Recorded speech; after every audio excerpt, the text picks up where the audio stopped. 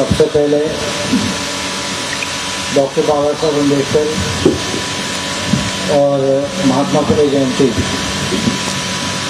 की आप सबको मंगल कामनाएं देता हूं। बाबा साहब अम्बेडकर की 125वीं जयंती की शुरुआत इस साल से हुई है। इस लिहाज से एक बहुत बड़ा पीरियड, एक बहुत बड़ा इवेंट इस पूरे एक साल में जो है वो आएगा। उसका कुछ प्लानिंग संघ मेंबर्स ने किया है, जिसके ऊपर मैं आप लोगों को विस्तार से फिर डिटेल में बताऊंगा। महात्मा फुले और बाबा साहब अम्बेडकर ये दो महान व्यक्ति हुए। महात्मा फुले ये सही मायने में सामाजिक क्रांति के पिता है।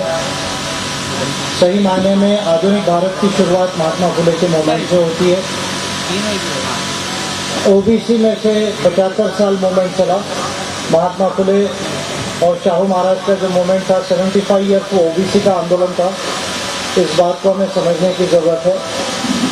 और बाबा साहब अम्बेडकर, जिनको मैं दुनिया का महानतम बुद्धिजीवी कहता हूँ, महानतम मानवतावादी क्रांतिकारी कहता हूँ, दार्शनिक कहता हूँ और स्टेट्समैन कहता हूँ, बाबा साहब अम्बेडकर ये कल्प प्रवर्तक है। उन्होंने भारत की सभ्यता को बदला है और इससे आगे जाके एक नई दुनिया कैसी बन सकती है, इसके विषय में विवेचन अगर किसी एक महान विद्वान ने अगर पूरी दुनिया में दिया हो तो वो बाबा साहब अम्बेडकर है। ऐसे जो ग्रेटेस्ट ह्यूमन बीइंग्स और पर्टिकुलरली बाबा साहब अम्बेडकर की जयंती को हम लोग यहाँ सेलिब्रेट कर रहे हैं।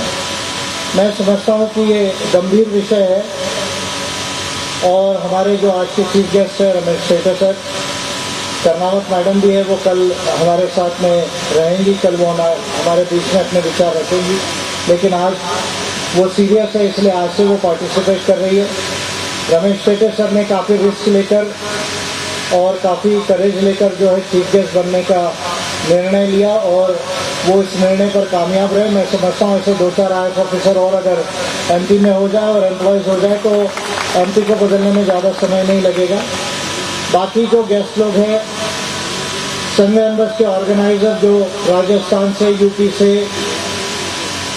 झारखंड से, उड़ीसा से, छत्तीसगढ़ से, महाराष्ट्र से, मध्य प्रदेश से आए हैं। साउथ इंडिया के लोग नहीं आ पाए क्योंकि वो कुछ काम में हैं। तमाम संघ के ऑर्गेनाइजर्स, कैडर्स और गांव-गांव से, बस्तियों से लोग चल के आए हैं। उन सभी लोगों को और जो भोपाल वासी यहाँ हैं या मध्य प्रदेश के लोग हैं, उन लोगों को भी फिर एक बार जयंती की मंगल कामना देता हूँ।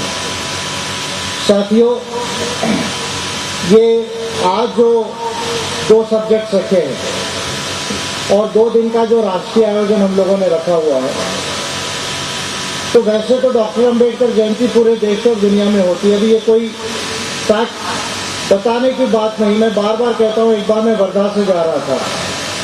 जिन लोगों को वर्धा के विषय में जानकारी है, वर्धा में 1932 में पुनः पैक्ट होने के बाद गांधी जी ने अपना साबरमती आश्रम को जो है वो वर्धा में महाराष्ट्र में शिफ्ट किया था, बाबा साहब अम्बेडकर की मूवमेंट को काउंटर करने के लिए। और वो आखिरी तक उनका सबसे मेन आश्रम रहा। तो एक दिन मैं किसी काम से, मूवमेंट के काम से वर्धा से गुजर रहा था, तो मैं जाते जाते मुझे गांधी जी का स्टैचू दिखा। गांधी जी के स्टैचू पे मुझे 1-2 हार दिखे, तो मुझे याद आया कि 2 अक्टूबर है। तो मैं रुका, वहाँ पूछा, वो आयोजन समिति के लोग थे। मैंने कहा, यार ये गांधी जी का जयंती हो गया? तो उन्होंने कहा हाँ हो गया। तो मैंने कहा ये सेवा दल वाले और कांग्रेस वालों ने भी हार चढ़ा दिए? तो उन्होंने कहा चढ़ा दिए। तो मैंने कहा गांधी जी के स्टैचू पे इतने हार क्यों? तो कहे इतने ही होते, ज्यादा लोग नहीं आए, इतने ही हार है। मैं गिना, ज्यादा से ज्यादा 5 से 6 हार उस पर होंगे। यानी 2 अक्टूबर आती है तो दुनिया को, देश के लोगों को याद दिलाना पड़ता है कि गांधी जयंती है। लेकिन 14 अप्रैल, और जो लोग सोशल मीडिया पे, उन लोगों को मालूम है कि मार्च महीने से, जनवरी महीने से इस तरह के मैसेज आ रहे हैं पूरे देश के अंदर में कि 14 अप्रैल आ रही, 14 अप्रैल आ रही है और बाबा साहब अम्बेडकर की जयंती होती है, तो पूरे देश में किसी को याद नहीं दिलाना पड़ता है। और आप स्टेचू के ऊपर में हार गिनना जो है वो आप थक जाओगे, इतने हार जो है वो पड़ते हैं। अगर इतने बड़े पैमाने पर अगर कोई जयंती सेलिब्रेट होती है तो वो डॉक्टर अम्बेडकर की होती है। और अब तो डॉक्टर अम्बेडकर जयंती ये इंटरनेशनल इवेंट हो गया। अभी 15 मई को क्वासा यूनिवर्सिटी में जापान में बाबा साहब अम्बेडकर का स्टैच्यू को इंस्टॉल किया जा रहा है। अमेरिका में, कनाडा में, ब्रिटेन में, ऑस्ट्रेलिया में, यूएई में, पाकिस्तान में, जापान में, ना जाने वेस्टर्न वर्ल्ड जिसको हम कहते हैं या ईस्टर्न वर्ल्ड जो कहते हैं, उसमें बाबा साहब अम्बेडकर की जयंती को बहुत बड़े पैमाने पर मनाया जा रहा है। यानी बाबा साहब अम्बेडकर अभी एक इंटरनेशनल थॉट हो गए हैं, इंटरनेशनल पर्सनालिटी हो गए। इस बात को हमें समझने की जरूरत है। और जहां बाबा साहब अम्बेडकर की जयंती बहुत बड़े पैमाने पर होनी चाहिए, और ये हमारा स्पष्ट मत है कि बाबा साहब अम्बेडकर की जयंती को हमको देश का और दुनिया का सबसे बड़ा इवेंट बनाना है, क्योंकि बाबा साहब अम्बेडकर से बड़ा दूसरा कोई महामानव बुद्ध के साथ साथ इस दुनिया में नहीं हुआ। ये एक फैक्ट है जिसको हमें समझने की जरूरत है। अगर दो महामानव जिन्होंने ह्यूमन हिस्ट्री को, ह्यूमन सिविलाइजेशन को, मानव के दुखों को, मानव के प्रॉब्लम्स को सॉल्व करने की विचारधारा, उसका रास्ता अगर किसी ने दिया हो, तो मैं दावे से ये बात को कहता हूं कि वो जीसस और मोसेस नहीं, वो राउसू और मिल नहीं, वो मार्क्स और लेनिन नहीं, मैं गांधी और गोलवलकर की तो बात ही नहीं करूंगा, उनको डस्टबिन में डाल देना चाहिए। तो इसलिए गांधी गोलवलकर की मैं बात नहीं करूंगा, उनकी विचारधारा डस्टबिन में भी डाले तो शायद डस्टबिन में कचरा तो भी अच्छा लगेगा, उससे भी घटिया विचारधारा गोलवलकर और गांधी की है।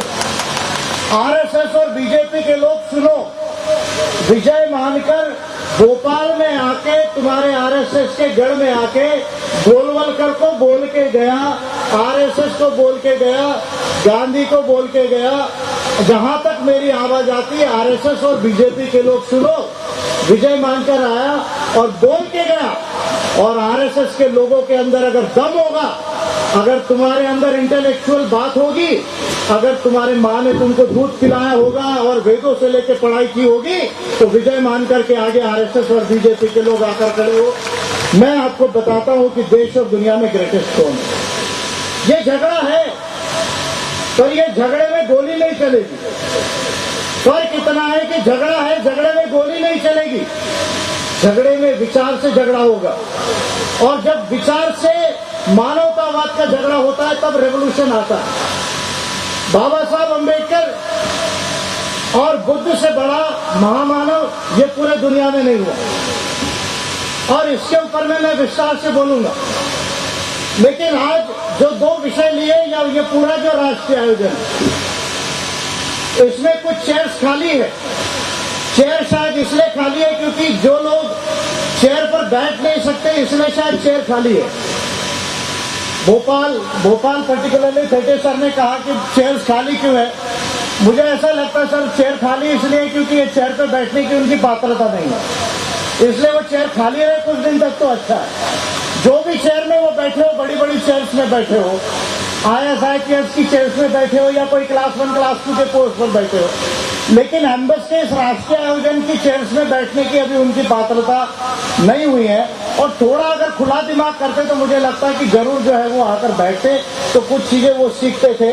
क्योंकि एम्बस ये देश का आज सबसे बड़ा इंटेलेक्चुअल ऑर्गेनाइजेशन है, इस बात को जो है उनको समझने की जरूरत है।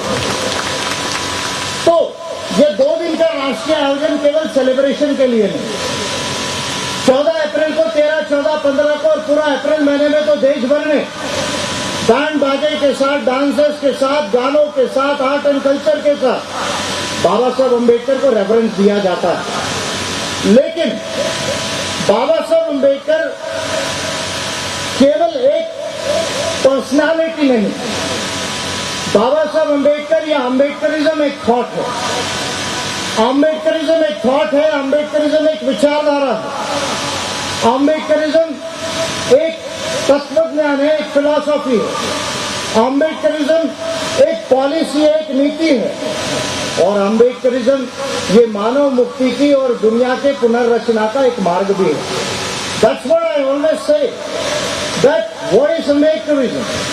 Ambedkarism is not only an ideology. Ambedkarism is not only an ideology. Ambedkarism is not only a philosophy. Ambedkarism is also a policy and a path of human liberation and the reconstruction of world. यानी अम्बेडकरवाद जो है वो केवल एक विचारधारा नहीं, वो एक तत्वज्ञान भी है। वो तत्वज्ञान होने के साथ साथ एक प्रैक्टिकल पॉलिसी भी है, प्रैग्मेटिक पॉलिसी भी है, और इसके साथ ह्यूमन लिबरेशन और रिकंस्ट्रक्शन ऑफ वर्ल्ड का ये रास्ता भी है जिस रास्ते पे सबको चलना है। तो इसलिए अम्बेडकरिज्म ये दुनिया की वैश्विक विचारधारा है, इस बात को हमें समझने की जरूरत है। और इसलिए बाबा साहब अम्बेडकर की जयंती के सेलिब्रेशन में अगर हमारे लोग केवल डांस कर रहे होंगे तो मैं समझता हूं कि डांस करना आर्ट एंड कल्चर अच्छी बात है, मैं उसके अगेंस्ट में नहीं हूं, लेकिन अगर केवल डांस कर रहे होंगे और अगर आइडियोलॉजी और मूवमेंट का और ऑर्गेनाइजेशन का रास्ता अगर छोड़ रहे हैं तो मैं समझता हूं कि बहुत बड़ी नासमझी देश के अंदर हो रही है। और इसीलिए एम्बस देश भर के अंदर 2007 से इस तरह के 2 दिनों के राष्ट्रीय आयोजनों को करता है। किस लिए करता है? इसलिए करता है ताकि अम्बेडकरिज्म की जो विचारधारा है या नीति है, इसके ऊपर में देश भर में बड़े पैमाने पर एक उठाव लाया जा सके। और मुझे खुशी है इस बात की कि 2007 में जब हम राष्ट्रीय प्लान को बना रहे, ये वो राष्ट्रीय प्लान है जिस राष्ट्रीय प्लान को हमने ड्राफ्ट किया, जो बाबा साहब अम्बेडकर के 24 volume 22 volume writing and speeches के, 1 वॉल्यूम मूक नाइक और ब्राइटफील्ड भारत का, इसके साथ कुंटे का एडिटेड वॉल्यूम बाबा साहब के मूवमेंट्स के रिकॉर्ड्स का, 24 वॉल्यूम राइटिंग एंड स्पीचेस के, 12 वॉल्यूम कॉन्स्टिट्यूएंट असेंबली डिबेट्स के, इसके साथ 4 वॉल्यूम्स डी सेवा राव ने जो एडिट किया कॉन्स्टिट्यूशन की कमेटी से, और इसके साथ जो बायोग्राफीज बाबा साहब अम्बेडकर पर लिखी गई है, उन सबको मिला के एक मूवमेंट का संविधान हमने बनाया। उस संविधान को हम कहते हैं national plan to succeed in Ambedkarism. ये वो कॉन्स्टिट्यूशन है जिसको हमने बनाया। तो 2007 में जब ये नेशनल प्लान को हम बना रहे थे और संघ एम्बस को डिक्लेयर किया, उस समय मैंने एक बात कही थी, महत्वपूर्ण बात कही। क्या महत्वपूर्ण बात कही थी? महत्वपूर्ण बात यह कही थी कि 2012 तक देश का बहुजन मूवमेंट जो है वो अम्बेडकरिज्म के प्रति रिओरिएंट होगा। एक बात मैंने कई बार रिपीट की 2007 से। दूसरी एक महत्वपूर्ण बात यह कही थी कि बाबा साहब अम्बेडकर ये देश और दुनिया के अब फिलॉसफर है। कार्ल मार्क्स अब दुनिया के फिलॉसफर नहीं, बाबा साहब अम्बेडकर ये दुनिया के फिलॉसफर है। वो दुनिया के ग्रेटेस्ट इंटेलेक्चुअल है, ग्रेटेस्ट ह्यूमैनिटेरियन फिलॉसफर है, ग्रेटेस्ट रेवोल्यूशनरी है और ग्रेटेस्ट स्टेट्समैन है। ये बातें मैंने 2007 से रिपीटेडली आगे कहना चालू किया। अब मुझे खुशी है इस बात की कि अगर आप थोड़ी सी पढ़ाई करते हो, अदरवाइज बाबा साहब का लिटरेचर तो हर एक को पढ़ना चाहिए, पेटे सर ने बोला है, और जरूर हमको हर एक को पढ़ना चाहिए। लेकिन जनरल नॉलेज के हिसाब से अगर आप पेपर्स को पढ़ते हैं या कुछ मैगजीन्स को अगर आप पढ़ते हो तो आपको 2 चीजें प्रमुखता से ध्यान में आएगी। कौन सी 2 चीजें प्रमुखता से ध्यान में आएगी? एक कि अम्बेडकरिज्म ये वर्ड अब लिटरेचर के अंदर में पॉपुलर हो रहा है। अम्बेडकरिज्म ये देश में और दुनिया में लिटरेचर में पॉपुलर हो रहा है। यानी देश के जो विचारवंत लोग हैं, दुनिया के जो विचारवंत लोग हैं, अब उस बात को मानने के लिए पूरी तरह राजी हो गए हैं कि अम्बेडकरवाद एक विचारधारा है। और ये डेवलपमेंट 2007 से लेकर ज्यादा 2012 से आगे ये डेवलपमेंट हुआ। मैं समझता हूं अगर ये एक मेजर डेवलपमेंट हुआ तो इसमें संघ एम्बस का सबसे बड़ा जो है वो कॉन्ट्रीब्यूशन है, क्योंकि संघ एम्बस ये पहला ऑर्गेनाइजेशन है देश का जिसने अम्बेडकरिज्म को डिफाइन किया। और जिसने उसके गोल्स डिफाइन किए, उसी मूवमेंट्स को डिफाइन किया। एक बात। दूसरी बात, बाबा साहब अम्बेडकर अब इतनी बड़ी पर्सनालिटी हो गए, इतनी बड़ी पर्सनालिटी हो गए कि जिन लोगों ने बाबा साहब अम्बेडकर का मूवमेंट जब चल रहा था 1920 से लेके 1956 तक, बाबा साहब अम्बेडकर का आंदोलन जब इस देश में चल रहा था, तब जिन लोगों ने बाबा साहब अम्बेडकर के आंदोलन का विरोध किया, जिन लोगों ने, जिन ऑर्गेनाइजेशंस ने, मैं व्यक्तियों की बात करूंगा, विचारधारा की बात करूंगा और संगठनों की बात करूंगा, क्योंकि व्यक्ति ये अपने आप में कुछ विचार रख सकता है, लेकिन उस व्यक्ति की कुछ स्पेशल विचारधारा हो और अगर उसके कुछ स्पेशल ऑर्गेनाइजेशंस हो, तो जब आंदोलन की और क्रांति और प्रतिक्रांतियों की बात होती है तो हमें इस पर विशेष ध्यान देने की जरूरत है। 1920 से लेकर 1956 तक बाबा साहब अम्बेडकर का जब मूवमेंट प्रैक्टिकली चला, जब बाबा साहब अम्बेडकर कोलंबिया यूनिवर्सिटी के बाद ग्रेसिंस लंदन और लंदन स्कूल ऑफ इकोनॉमिक्स से पढ़कर वापस भारत में आए और पहली अनटचेबल कॉन्फ्रेंस हुई नागपुर के अंदर, वहां से जो मूवमेंट की शुरुआत हुई, तब जिन्होंने 36 साल बाबा साहब अम्बेडकर के आंदोलन का विरोध किया, उसमें दो प्रमुख ऑर्गेनाइजेशंस और व्यक्ति थे। दो प्रमुख ऑर्गेनाइजेशंस और व्यक्ति थे। कौन? एक था गांधी जी। गांधी जी, उनकी राम राज्य की संकल्पना, ग्राम स्वराज की संकल्पना और उनकी जो है स्वराज की संकल्पना, इन तीन संकल्पनाओं के आधार पर गांधी जी ने बाबा साहब अम्बेडकर का विरोध किया। क्योंकि गांधी जी कांग्रेस के लीडर थे, पूरी कांग्रेस ने बाबा साहब अम्बेडकर का विरोध किया। उसकी हिस्ट्री में अगर जाना है तो कल का भी दिन बाकी है। विजय मानकर कोई भाग के नहीं जाने वाला है भोपाल से। कल मैं दोपहर से यहाँ रहने वाला हूँ रैली के बाद में, सुबह रैली में भी रहूंगा और कल भी रहूंगा। अगर हिस्ट्री निकालना है तो मैं हिस्ट्री भी कल डिटेल में निकाल सकता हूँ, लेकिन हिस्ट्री में आज मैं नहीं जाऊंगा क्योंकि 10 बजे हमें समाप्त करना है और मुझे जो विषय उस पर कुछ इंपॉर्टेंट बातें बोलनी है। तो पहला, गांधी जी और कांग्रेस, इन्होंने बाबा साहब अम्बेडकर की मूवमेंट का 36 ईयर्स तक विरोध किया। दूसरा, जो आरएसएस के लोग कहते हैं कि हम हिंदू राष्ट्र बनाएंगे, हिंदू राष्ट्र बनाएंगे, हिंदू राष्ट्र बनाएंगे, ये हिंदुस्तान बोलना स्टार्ट कर लिया। जिस आरएसएस ने और वीर सावरकर ने, जिनको मैं वीर नहीं बोलता एक्चुअली, क्योंकि मैं तिलक को जो है वो क्या लोकमान्य नहीं कहता और सावरकर को वीर नहीं कहता, वीडी सावरकर, हेगड़ेवार एंड गोलवलकर, ये तीन लोगों ने बाबा साहब अम्बेडकर के कलाराम टेम्पल से लेके आगे एवला के डिक्लेरेशन के बाद नायगांव परिषद और उसके बाद बाबा साहब अम्बेडकर का ये डिक्लेरेशन कि मैं हिंदू बन के जन्मा हूं पर मैं हिंदू बन के मरूंगा नहीं, इसका जो सावरकर ने और हेगड़ेवार ने और आरएसएस के लोगों ने, हिंदू महासभा के लोगों ने डायरेक्टली या इनडायरेक्टली विरोध किया। आज उन लोगों को इतनी मजबूरी हो गई कि नरेंद्र मोदी को भी डॉक्टर बाबा साहब अम्बेडकर का नाम लेना पड़ा। ये मजबूरी देश के अंदर में क्यों आई?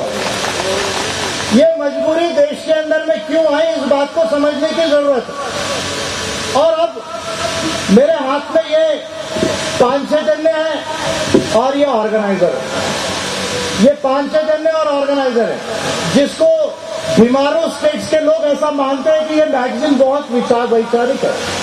उत्तर भारत के अंदर में ऑर्गेनाइजर और 5-6 झंडे, ये अप्रैल का एडिशन है और ऐसा मानते हैं लोग कि आरएसएस के ये मुख्य पत्र जो है, ये जो है बहुत वैचारिक ऑर्गेनाइजेशंस और ये है। अरे मैं आरएसएस के लोगों को कहना चाहता हूं, यार थोड़ा सा स्टडी करके तो लिखो बाबा साहब के ऊपर। अगर आपको पढ़ाई नहीं करना आता है, अगर रेफरेंस चाहिए तो कम से कम मेरे पास में आओ, मैं बैठा हूं बताने के लिए आपको कि बाबा साहब ने कहा क्या किया। बगैर रेफरेंस के आप लिख रहे हो, मुझे मालूम है आपने क्या लिखा। मैं थोड़ा सा खोलूंगा इसका कच्चा चिट्ठा जो है कि आपको क्यों बाबा साहब अम्बेडकर से इतना प्यार हो गया, क्यों बाबा साहब अम्बेडकर को आपका नाम लेना पड़ रहा है। नरेंद्र मोदी जैसे व्यक्ति कह रहे कि नहीं, बाबा साहब अम्बेडकर नहीं होते तो मैं कहाँ होता। अगर आप जहां थे वहीं रहते तो अच्छा होता। अब इंडिया के अंदर आके आपने कोई बड़ा काम तो नहीं कर लिया प्राइम मिनिस्टर बनके। अभी पॉलिसी को लेके मैं कल और ओपन करूंगा, आज मैं तो वार्म अप कर रहा हूं थोड़ा सा, कल मैं डिटेल में बोलूंगा। अभी आपकी गवर्नमेंट बनी है, 60 साल गवर्नमेंट थी, चोर चोर चचेरे भाई। एक कांग्रेस वालों की गवर्नमेंट थी, बीजेपी की बनी। गवर्नमेंट किसी की हो, मैं पार्टी लेवल पे नहीं बोल रहा हूँ, ये सामाजिक प्रोग्राम है, ये राष्ट्रीय प्रोग्राम है, ये प्रबुद्ध राष्ट्र का कार्यक्रम है। मैं कोई पार्टियों के बेसिस पे नहीं कह रहा हूँ, मैं 60 साल की नीति के बेसिस पे बात कर रहा हूँ, क्योंकि ये भारत के 125 करोड़ भारतवासियों का इश्यू है और प्रबुद्ध भारत का इश्यू है, इसलिए मैं ये नीतियों की बात कर रहा हूँ। क्या बात कर रहा हूँ? दो बातें। एक, आप कहते हो हम भारत को डेवलप्ड नेशन बनाएंगे, हम भारत को सुपर पावर बनाएंगे। बनाओ, कोई दिक्कत नहीं है। कैसे बनाओगे भैया? अभी आप शुरू कहां से कर रहे हैं इसको समझ लो। अभी आप ह्यूमन डेवलपमेंट इंडेक्स में दुनिया के 192 स्टेट्स एंड कंट्रीज में 136 रैंक पर हो। आप लिखो ना इस बात को, 136वें रैंक पर आप मानव विकास के सूचकांक में हो, पहली बात। उसके बाद सोशल प्रोग्रेस का इंडेक्स जो है, जो 2015 में latest social progress index develop हुआ है, जो ये कहता है कि केवल आर्थिक वृद्धि से विकास नहीं होता, विकास जब तक सामाजिक ना हो और एक पीढ़ी से दूसरी पीढ़ी को ट्रांसफर ना हो तब तक वो प्रोग्रेस नहीं होता। सोशल डेवलपमेंट इंडेक्स में आप 101 रैंक पर हो, मानव विकास के सूचकांक में आप 136वें नंबर पर हो। उसके बाद स्त्री पुरुष समानता के इंडेक्स में आप 129वें नंबर पर हो। एजुकेशन फॉर ऑल के इंडेक्स में 107वें नंबर पर हो। उसके साथ इंक्लूसिव वेल्थ इंडेक्स, यानी आपके पैसे के साथ, जीडीपी के साथ ह्यूमन कैपिटल, यानी आपको अगर प्रगत राष्ट्र बनना है, शक्तिशाली राष्ट्र बनना है, तो आपकी एजुकेशन और आपकी स्किल्स यानी हुनर, और इसके साथ नेचुरल कैपिटल यानी आपकी संपदा, खनिज संपदा या वनों की संपदा, इसमें अगर 125 करोड़ भारतीयों को अगर डिवाइड कर दिया जाए तो आप 112वें नंबर पर हो। पर कैपिटा इनकम में आप 88 रैंक पर हो। तो कम से कम जब आप पॉलिसी बना रहे तो आप स्टार्ट कीजिए, एक्नॉलेज कीजिए कि आज भारत इतना पीछे है और मैं 5 साल के अंदर में भारत को 50 रैंक आगे ले जाऊंगा, या मैं 60 रैंक आगे ले जाऊंगा, 70 रैंक आगे ले जाऊंगा, या पहले 50 में लाऊंगा। और उसकी ये पॉलिसी है विशेष, तब हम इस बात को मानेंगे कि आपकी कोई पॉलिसी विशेष है। लेकिन पॉलिसी ऑफ अम्बेडकरिज्म क्या होनी चाहिए? पॉलिसी ऑफ अम्बेडकरिज्म होने से ही भारत का उद्धार कैसे होगा, भारत के अंदर से गरीबी कैसे जाएगी, भारत की विषमता कैसे समाप्त होगी, ये बड़ा महत्वपूर्ण विषय है जो बाबा साहब अम्बेडकर ने नीति दी संविधान और संविधान के साथ में, उसे हमें समझने की जरूरत है। तो संविधान के विषय में जब मैं बात कर रहा हूं तो संविधान के विषय में 2 महत्वपूर्ण बातों को बोलकर मैं आगे बढ़ूंगा। एक, पहले संविधान की आर्टिकल 1 में, कॉन्स्टिट्यूशन ऑफ इंडिया के आर्टिकल 1 में क्लियरली लिखा है India that is Bharat, Bharat that is India. यानी हमारी जो कंट्री है उसका जो नाम हमारी संविधान सभा ने एक्सेप्ट किया, वो संविधान सभा ने जो एक्सेप्ट किया वो नाम जो है वो भारत है, वो इंडिया है, वो इंडियन हिस्ट्री से सेटल हुआ है, उसको संविधान सभा ने एक्सेप्ट किया और हमारे संविधान के अंदर वो एंटर है। अब फिर भी भारत के लोग कुछ कहते हैं कि इसको हम हिंदुस्तान कहेंगे। नरेंद्र मोदी जी भी कनाडा गए, फ्रांस गए, तो वहां उन्होंने हिंदुस्तान शब्द का उल्लेख किया। मैंने एक आरटीआई की अभी प्राइम मिनिस्टर ऑफिस में, और उसमें ये पूछा है कि भारत के कौन से संविधान के तहत नरेंद्र मोदी जी आपने भारत को हिंदुस्तान बोला है, कृपा करके आप मुझे बताइए। एक आरटीआई ऑलरेडी मैंने भेजी है, उसका जो रिप्लाई आएगा तब हम बाद में देखेंगे। But whether India is really a Hindu nation, क्या भारत सही में हिंदुस्तान था?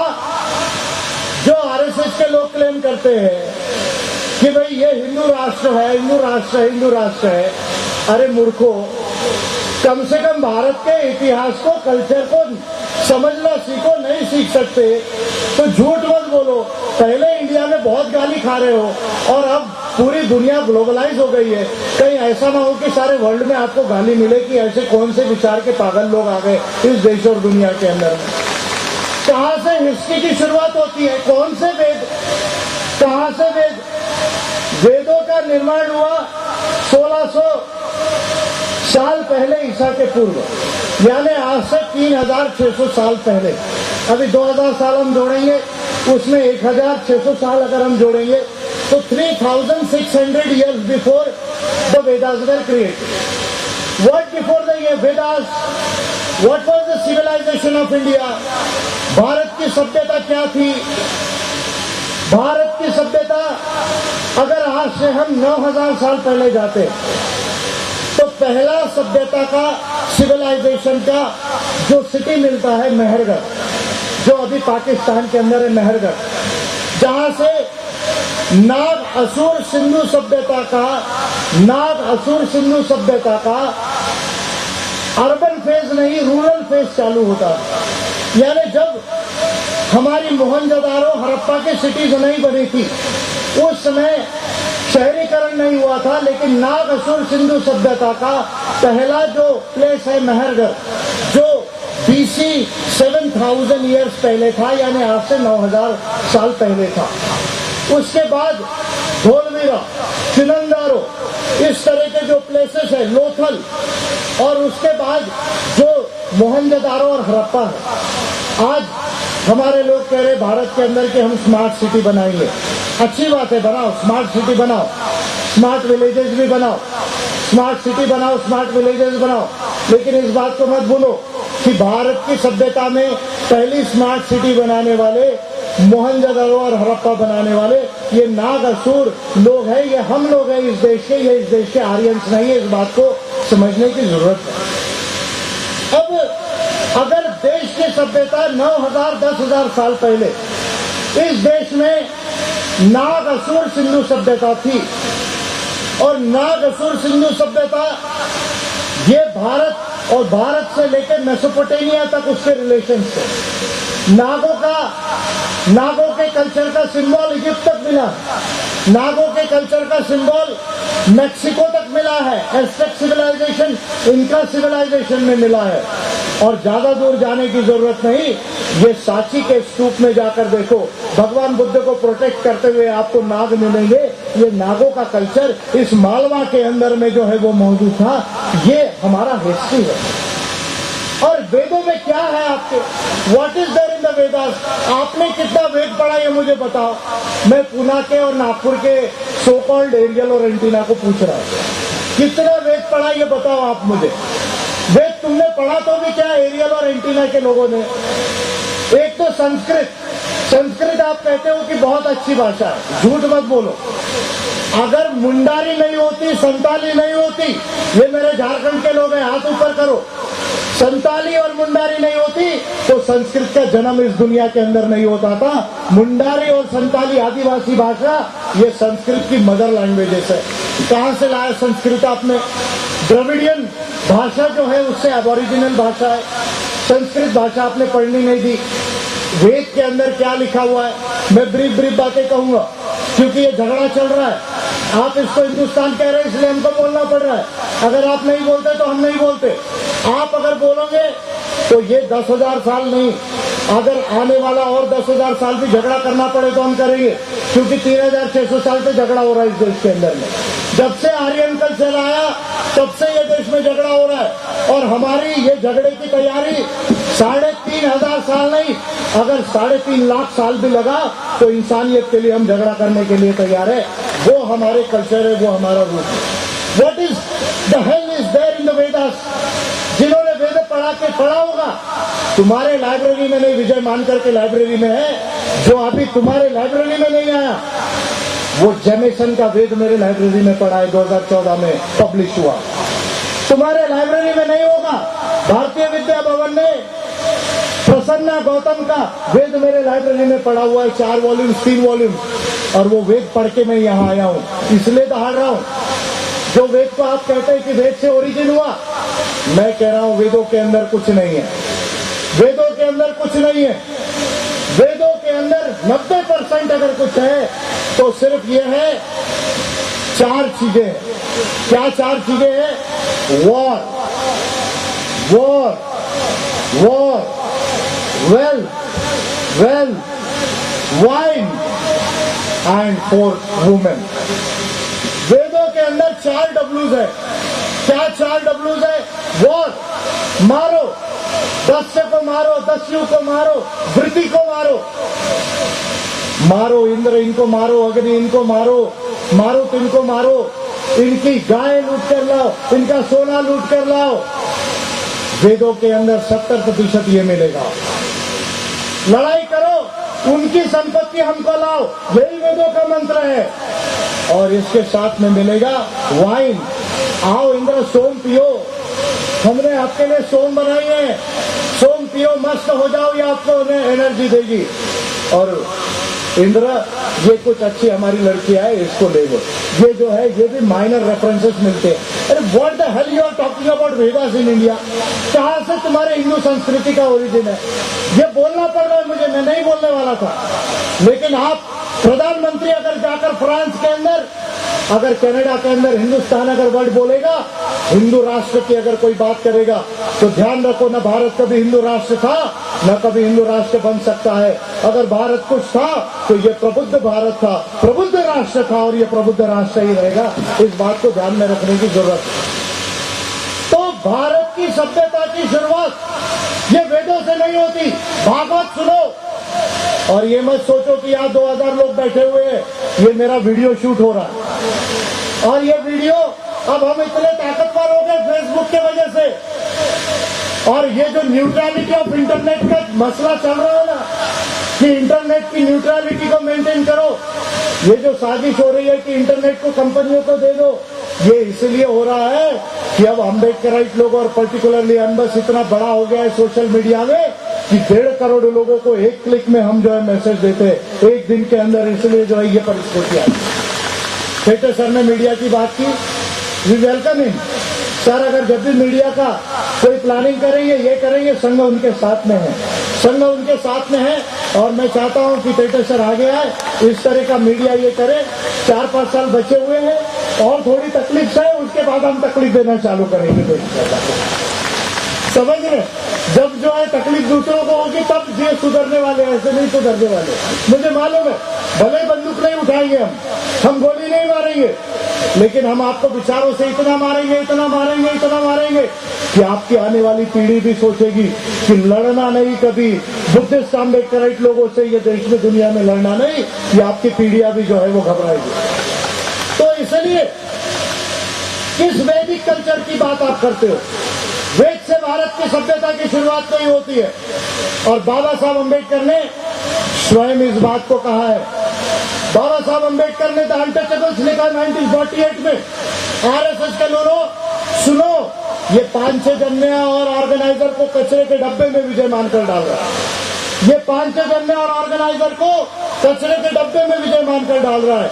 तुम्हारी इंटेलेक्चुअल कैपेसिटी नहीं बाबा साहब अम्बेडकर पर लिखने के लिए, जो झूठ लिखा है आपने इस ऑर्गेनाइजर और 5-6 जन्या के अंदर। मैं बहुजन विजन से आंसर देने वाला हूं आपको। आप तब तक शांति रखो, लेकिन 2 दिन का राष्ट्रीय आयोजन है, मैं तो बोलूंगा, शांत रहने वाला नहीं, क्योंकि मैं मध्य प्रदेश शांत रहने के लिए नहीं आया। मध्य प्रदेश और भोपाल को जगाने के लिए आया हूं और जगा के जाऊंगा, इसलिए मैं मध्य प्रदेश भोपाल में आया हूं। तो भारत की सभ्यता की शुरुआत नागअसुर सिंधु सभ्यता से हुई। भारत के अंदर ये सिंधु नदी के इधर जो है वो जो पोर्शन है, आप अगर देखेंगे तो आपको मुस्लिम आने तक आपको हिंदुस्तान वर्ड का प्रयोग देश के अंदर नहीं मिलेगा। क्या शब्द का प्रयोग मिलता है? भारत भूमि जम्बू द्वीप, भारत भूमि जम्बू द्वीप। और जम्बू द्वीप ये बुद्धिस्ट लिटरेचर में बहुत बड़े पैमाने पर मिलता है। भारत भूमि जम्बू द्वीप।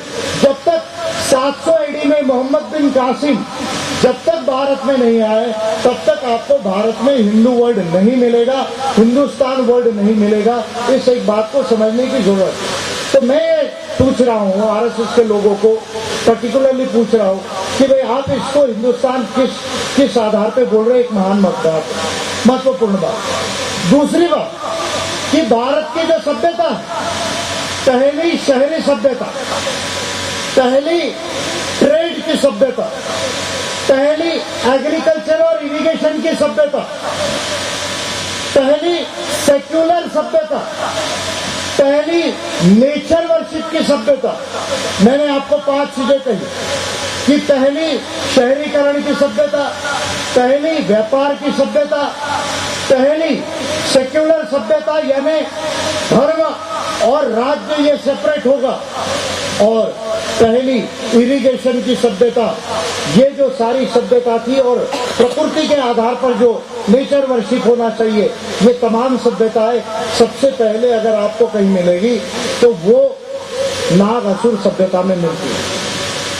तो इसलिए भारत को हिंदुस्तान कहना, मैं ये समझता हूं कि ये केवल असंवैधानिक ही नहीं, लेकिन हम असंवैधानिक होने के साथ साथ ये भारत का जो महान कल्चर है, नाग असुर कल्चर जो है, उसको डिमीन करने का एक जो है राष्ट्र विरोधी षड्यंत्र है। क्योंकि भारत ये 10,000 साल से प्रबुद्ध राष्ट्र था और प्रबुद्ध राष्ट्र ही रहेगा। इस एक बात को हमें समझने की जरूरत है। और आरएसएस के लोग ये 5 जनवरी के अंदर लिखा कि बाबा साहब राष्ट्रवादी थे, बहुत देर से समझ में आया यार आपको। इतने दिन कहाँ सोए हुए थे आप लोग? कहाँ सोए हुए थे सावरकर? कहाँ सोए हुए थे हेगड़ेवार? 1927 में जब बाबा साहब अम्बेडकर ने कहा था कि I M Indian first and Indian last, Bharat के अंदर में जब गांधी जी कह रहे थे कि I am first Indian then Gujarati, उसके पहले तिलक कह रहे थे कि I am first Indian then Maharashtrian. इस तरह की बातें जब देश के अंदर लोग कह रहे थे, 1927 में बाबा साहब अम्बेडकर ने ये बात कही थी कि I M Indian first and Indian last, और हमको देश को इस तरह से कंडक्ट करना चाहिए कि हर भारत में रहने वाला व्यक्ति ये सोचे कि मैं प्रथमतः भारतीय हूँ और अंततः भारतीय ही हूँ। ये बात कहने वाले पहले व्यक्ति मोतीलाल नेहरू नहीं, गांधी नहीं, तिलक नहीं, सावरकर और हेगड़ेवार तो बिल्कुल नहीं है। ये बात कहने वाले पहले व्यक्ति बाबा साहब अम्बेडकर। लेकिन बाबा साहब अम्बेडकर को किस तरह का राष्ट्र चाहिए था और आपकी राष्ट्र की संकल्पना क्या है? आपकी राष्ट्र का किसकी संकल्पना जो सावरकर की हिंदुत्व हुई जो हिंदू इस किताब से ओरिजिनेट होती है, दयानंद सरस्वती के 1875 के किताब से जो है, सत्य प्रकाश की किताब से ओरिजिनेट होती है, या गोलवलकर की we and our nationhood defined की किताब से जो ओरिजिनेट होती है।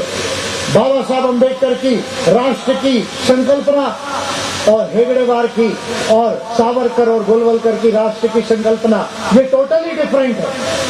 कैसे डिफरेंट है इसको समझने की जरूरत है। एक, बाबा साहब अम्बेडकर ने 25 नवंबर 1949 को संविधान सभा में एक बड़ा महत्वपूर्ण भाषण दिया, बड़ा ऐतिहासिक भाषण संविधान सभा में 25 नवंबर 1949 को बाबा साहब अम्बेडकर ने दिया। उस भाषण के अंदर कॉन्स्टिट्यूएंट असेंबली डिबेट्स के 11वें वॉल्यूम में वो रिकॉर्डेड है और राइटिंग एंड स्पीचेस के 13वां वॉल्यूम में वो रिकॉर्डेड है। क्या बात कही थी बाबा साहब अम्बेडकर ने? 25 नवंबर 1949 को बाबा साहब ने स्पेसिफिकली कहा था कि कास्ट आर एंटी नेशनल, कि भारत एक राष्ट्र क्यों नहीं बन रहा है? भारत एक राष्ट्र इसलिए नहीं बन रहा है क्योंकि भारत में जातियां हैं, और जब तक भारत में जाति व्यवस्था रहेगी तब तक भारत एक राष्ट्र नहीं बन सकता। ये बाबा साहब अम्बेडकर का क्लियर व्यू था। 25 नवंबर 1949 को बाबा साहब अम्बेडकर ने इस बात को कहा। अब महत्वपूर्ण बात यह कि बाबा साहब अम्बेडकर ने जिस राष्ट्र की संकल्पना रखी, उस राष्ट्र की संकल्पना में social integration and political integration की संकल्पना है। ध्यान से समझिए, ज्योग्राफिकल इंटीग्रेशन नहीं कि भारत की बॉर्डर हिमालय से लेके हिंद महासागर तक है या कच्छ से लेके कोहिमा तक है। ये ज्योग्राफिकल बॉर्डर या ज्योग्राफिकल यूनिटी के आधार पर केवल बाबा साहब अम्बेडकर के राष्ट्र की संकल्पना नहीं है। बाबा साहब अम्बेडकर ने social integration and political integration की कंसेप्ट रखी नेशन में। क्या सोशल इंटीग्रेशन? भारत के अंदर सामाजिक इंटीग्रेशन यानी समाज का एक रूपीकरण, समरसता नहीं। समरसता यानी जो जाति और वर्ण है उसको मेंटेन करो, ये समरसता होती है।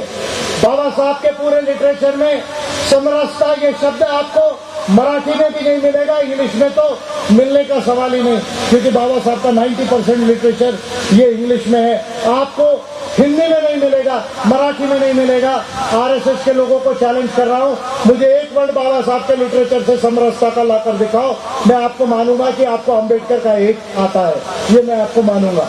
फालतू की बात मत करो देश के अंदर में। ये झगड़ा चल रहा है और ये झगड़ा चलेगा देश के अंदर में। जब तक विजय मानकर जिंदा है, जब तक एम्बस जिंदा है, मानवतावाद का झगड़ा इस देश के अंदर में चलेगा। और ये झगड़ा इंडिया में भी नहीं, अब दुनिया के अंदर में भी चलेगा। ये बात मैं आपको बोल रहा हूं।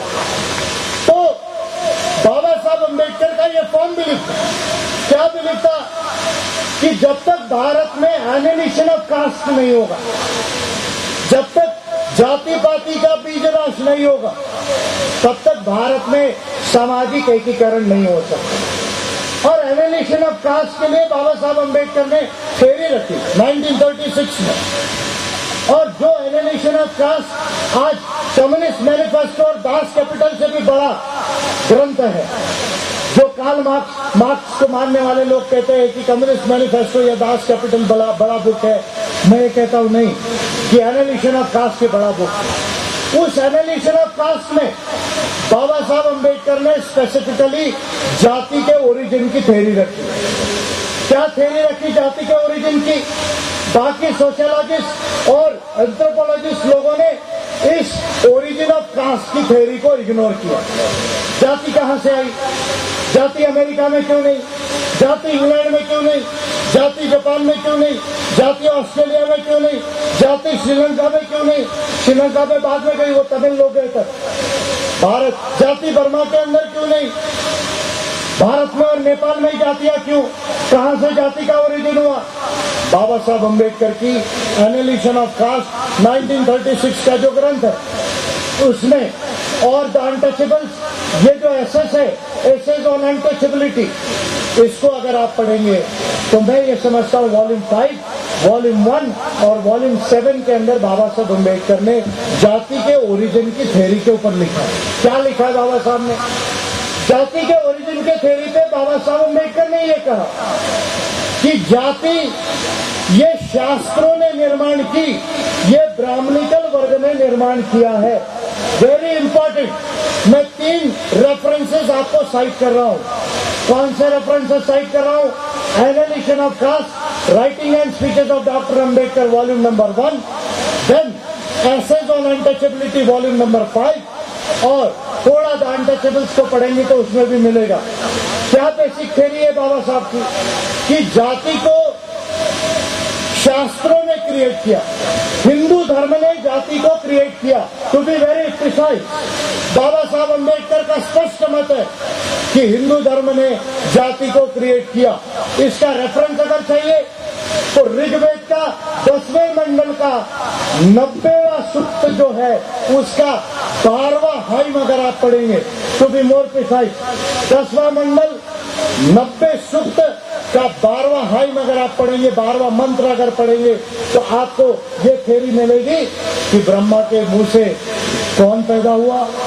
XYZ पैदा हुआ, हाथों से XYZ पैदा हुआ, पांव से वैश्य पैदा हुआ, और पांव के तलवे से जो है शूद्र पैदा हुआ। यानी कुर्मी है, यादव है, माली है, सैनी है, मरार है, केवट है, इस तरह के किरार है, इस तरह का जो आज का जो ओबीसी है जिसको शूद्र कहा, वेद ने शूद्र कहा, मनुस्मृति ने नहीं, वेद ने सबसे पहले शूद्र कहा। वो वेद पवित्र कैसे हो सकते हैं जिन्होंने इस देश की आधी आबादी को शूद्र कहा और ये कहा कि आप पाव के तलवे से पैदा हुए। ऋग्वेद के अंदर इसका रेफरेंस मिलेगा, शतपथ ब्राह्मण में इसका रेफरेंस मिलेगा, मनुस्मृति में तो लॉ बनाया किस जाति में क्या करना चाहिए। बाबा साहब अम्बेडकर ने एविडेंसेस दिए कि हिंदू धर्म ने जाति को निर्माण किया और इसलिए बाबा साहब अम्बेडकर का स्पष्ट मत है, ये एक कुआं बनाने से, एक मंदिर बनाने से, एक शमशान बनाने से अस्पृश्यता का निवारण नहीं होगा और जाति का निवारण तो बिल्कुल नहीं हो सकता। ये मैं भागवत जी से कहना चाहता हूं। अगर जाति का निर्मूलन करना है, जाति का निर्मूलन करना है, बाबा साहब अम्बेडकर का व्यू मैं बता रहा हूं, अगर जाति का निर्मूलन करना है तो बाबा साहब अम्बेडकर का स्पष्ट मत है कि बगैर बौद्ध धर्म की दीक्षा लिए जाति का निर्मूलन नहीं हो सकता।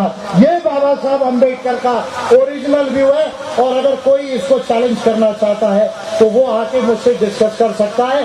उसकी इंटेलिजेंस में अगर ताकत है तो वो विजय मानकर से आके डिस्कस करे। ये बाबा साहब अम्बेडकर का व्यू है कि बगैर बुद्ध धर्म की दीक्षा लिए कास्ट का एनालिसिस नहीं हो सकता, क्योंकि धर्म ने, हिंदू धर्म ने जाति को निर्माण किया और जब तक हिंदू धर्म रहेगा तब तक जाति रहेगी और जब तक जाति रहेगी तब तक कोई ब्राह्मण रहेगा, कोई शूद्र रहेगा और भारत एक राष्ट्र नहीं बन सकता। ये बाबा साहब अम्बेडकर का थ्योरी है। अगर एनालिसिस ऑफ कास्ट देश में होता है तो ही भारत राष्ट्र हो सकता है। ये सोशल इंटीग्रेशन थ्योरी है बाबा साहब अम्बेडकर। दूसरा, पॉलिटिकल इंटीग्रेशन। कैसा political integration? Political integration Bharat सम्राट अशोका के बाद, सम्राट अशोका के पीरियड में सबसे ज्यादा भारत में टेरिटरी थी, समुद्रगुप्त के पीरियड में नहीं। अच्छे से ध्यान दीजिए, समुद्रगुप्त के पीरियड में भारत में सबसे ज्यादा टेरिटरी नहीं थी। सम्राट अशोका के पीरियड में भारत के अंदर सबसे बड़ी भूमि थी, अफगानिस्तान तक।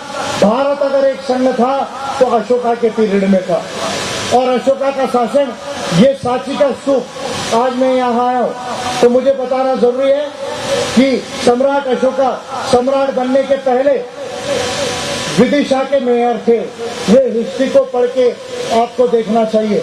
और उनकी पहली पत्नी विदिशा देवी ये बुद्धिस्ट थी, क्योंकि सांची और विदिशा ये पाकिस्तान, अफगानिस्तान, सेंट्रल एशिया तक बुद्धिस्ट मॉन्क्स यहाँ रहते थे और यहाँ प्रचार के लिए जाते थे। और विदिशा देवी बुद्धिस्ट थी। सम्राट अशोका के फादर भी बुद्धिस्ट थे। सम्राट अशोका नागवंशी थे और बाद में शादी के बाद सम्राट अशोका को बुद्धिज्म का इसेंस समझ में आया और बाद में कलिंग युद्ध हुआ। उसके बाद उनको और क्लैरिटी है, उन्होंने उस पॉलिसी को इम्प्लीमेंट किया। आज उस हिस्ट्री में मैं नहीं जाऊंगा। लेकिन भारत में अशोका के किंगडम के बाद, अशोका के राज्य के बाद भारत पॉलिटिकली एक नहीं था, पॉलिटिकली एक नहीं था। समुद्रगुप्त के पीरियड में भी नहीं था। अगर आप ये कहते हैं कि चाणक्य नीति सही है तो फिर चाणक्य नीति के आधार पे गुप्ता पीरियड और गुप्ता पीरियड्स के अंदर में भारत इतना कमजोर क्यों था, उसके अंदर टेरिटरी क्यों नहीं थी, या मिलिट्रिकली पॉलिटिकली इंडिया स्ट्रांग क्यों नहीं, इस बात को सोचने की जरूरत है। तो बाबा साहब अम्बेडकर ने भारत का पॉलिटिकल इंटीग्रेशन किया। कैसे पॉलिटिकल इंटीग्रेशन किया? भारत का संविधान बना के, भारत का संविधान बना के भारत का पॉलिटिकल इंटीग्रेशन किया। और मैं विशेषता संविधान की बात कर रहा हूं। दो बातें जरूर कहूंगा। क्या दो बातें कहूंगा?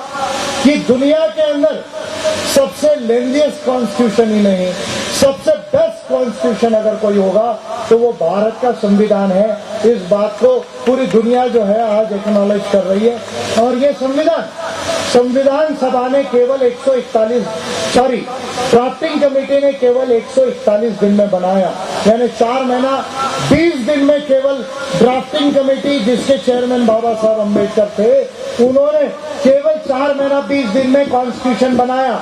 कॉन्स्टिट्यूशन बनने को 2 साल 11 महीने 17 दिन जो लगे वो संविधान सभा के पहले डेट से आखिरी डेट तक है, लेकिन ड्राफ्टिंग कमेटी को इतना समय नहीं लगा।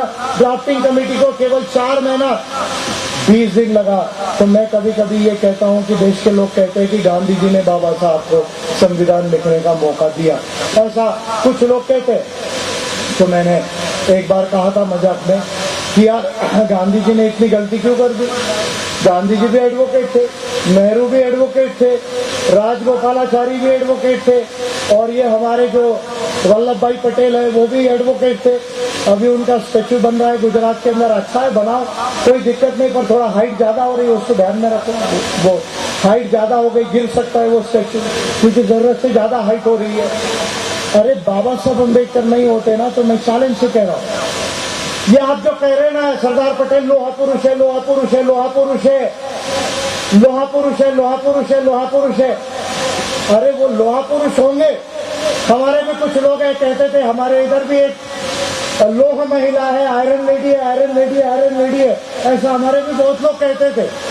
मैं मानता हूं कि पटेल जो है वो लोह पुरुष होंगे, लेकिन लोहे की भी क्वालिटी होती है। क्या क्वालिटी होती है लोहे की?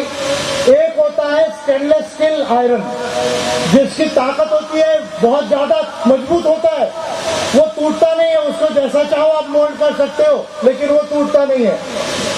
एक होता है स्टेनलेस स्टील आयरन, और दूसरा होता है पिग एंड कास्ट आयरन, जो लोहा तो होता है लेकिन हाथ लगाओ तो टूट जाता है। तो मेरे लिहाज से स्टेनलेस स्टील आयरन ये बाबा साहब अम्बेडकर थे, और पिग एंड कास्ट आयरन जो है वो पटेल था। इस बात को जो है वो ध्यान में रखो।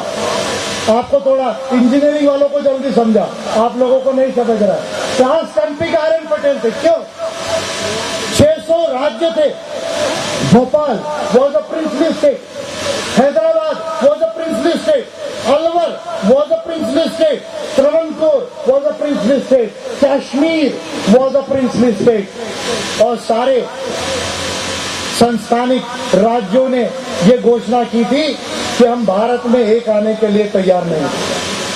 त्रावणकोर ने तो कहा हमको भारत की जरूरत ही नहीं है, क्योंकि हमारे पास इतना पैसा है। अभी वो देखा ना पद्मनाभन के अंदर में खुल रहा है, दरवाजा खोलो सोना निकलता है, दरवाजा खोलो सोना निकलता है। 5.5 लाख करोड़ का सोना एक मंदिर में जमा है। बालाजी को डिफीट कर दिया। आपके वो क्या है वो उधर कहाँ कश्मीर में क्या है, वैष्णो देवी वगैरह, वो बहुत पीछे छूट गए। 5.5 लाख करोड़ मिला, 6वां दरवाजा बाकी है अभी भी, 6वां दरवाजा खुला नहीं। एक ही मंदिर में 5.5 लाख करोड़। तो ट्रैवनकोर कहता था कि हमको आपके पैसे की जरूरत नहीं, आपके मिलिट्री की जरूरत नहीं, हमारे पास नेवी है, हमारे पास पैसा है, हम व्यापार डायरेक्ट करेंगे दुनिया के साथ, हम भारत में नहीं आएंगे। हैदराबाद ने कहा हम भारत में नहीं आएंगे, कश्मीर कह रहा है हम भारत में नहीं आएंगे, भोपाल, अलवर, इस तरह के 600 जो छोटे छोटे राज्य थे उनके अंदर में भी, जिसमें भारत में 35% टेरिटरी थी, उस 35% टेरिटरी के छोटे 600 राज्य कह रहे हैं भारत में नहीं आएंगे। पटेल को समझ नहीं रहा है, नेहरू को नहीं समझ रहा है, लॉर्ड माउंटबेटन को नहीं समझ रहा है। ट्रांसफर ऑफ पावर्स के रिकॉर्ड उठाकर देखो, 12 वॉल्यूम में हर मैजेस्टिस गवर्नमेंट जो है, हर मैजेस्टिस ऑफिस लंदन में उसको पब्लिश किए, 12 वॉल्यूम है ट्रांसफर ऑफ पावर के। उसमें आप देखोगे पटेल को, नेहरू को, इवन लॉर्ड माउंटबेटन को ये नहीं समझ रहा है कि 600 राज्यों का क्या किया जाए। उस समय 1947 में जून महीने में 17 जून को मैं डेट दे रहा हूँ, आरएसएस के लोगों थोड़ा होमवर्क मजबूत करो, इधर उधर मत बोलो कि बाबा साहब हमसे मिले थे, ऐसा किया था। अरे डेट वेट तो बताओ, जगह वगह तो बताओ। गोलवलकर से मिले, अरे इनको ही नहीं मालूम इनका गुरु कब जाके मिला बाबा साहब। कहते हैं सितंबर 48 में मिले। अरे आरएसएस के ब्रेन बैंड के लोगों, अरे तुमको ही नहीं मालूम तुम्हारा गुरु कब मिला बाबा साहब को? अरे नहीं मालूम है तो विजय वानकर को पूछो, मैंने 2,500 डेट लिखी है बाबा साहब पे, मुझे मालूम है गोलवलकर कब मिले और क्या बोला बाबा साहब ने। फरवरी 48 में मिले गोलवलकर को, बाबा साहब अम्बेडकर को। फरवरी 48 में मिले, और फरवरी 48 में जब गांधी की हत्या गोडसे ने की गीता के वजह से, गोडसे ने गांधी की हत्या गीता के वजह से की, क्योंकि गीता ये कहती है कि केवल मारो, गिनती मत करो। What is the philosophy of Gita?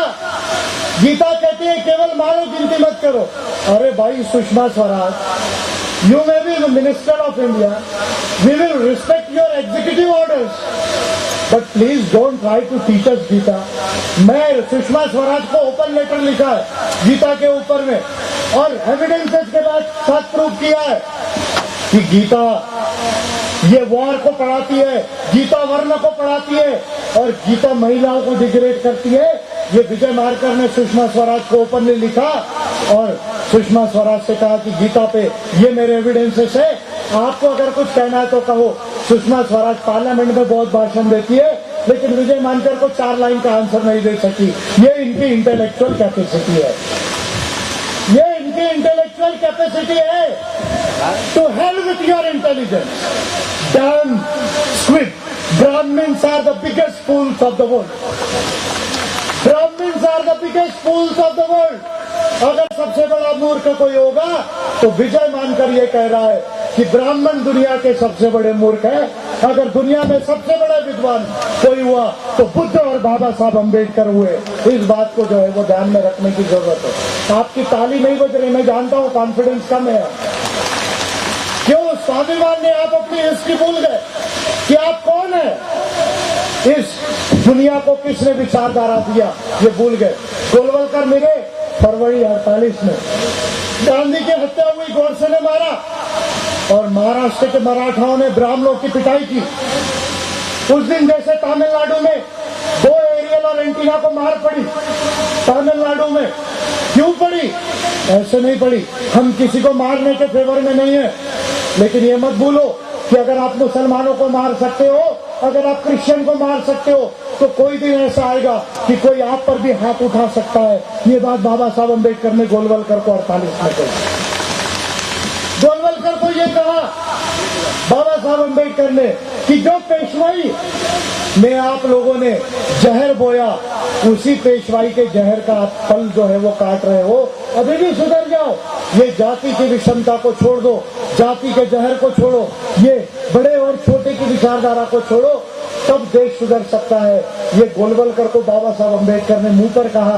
और गोलवलकर जब गए तो सोहनलाल शास्त्री को बाबा साहब कहते, गोलवलकर के हाथ में उस समय में गुरु दक्षिणा की 10 अंगूठियां थी और बाबा साहब ने क्लियरली कहा कि जिस देश में ऐसे गुरु है उस देश का उद्धार नहीं हो सकता।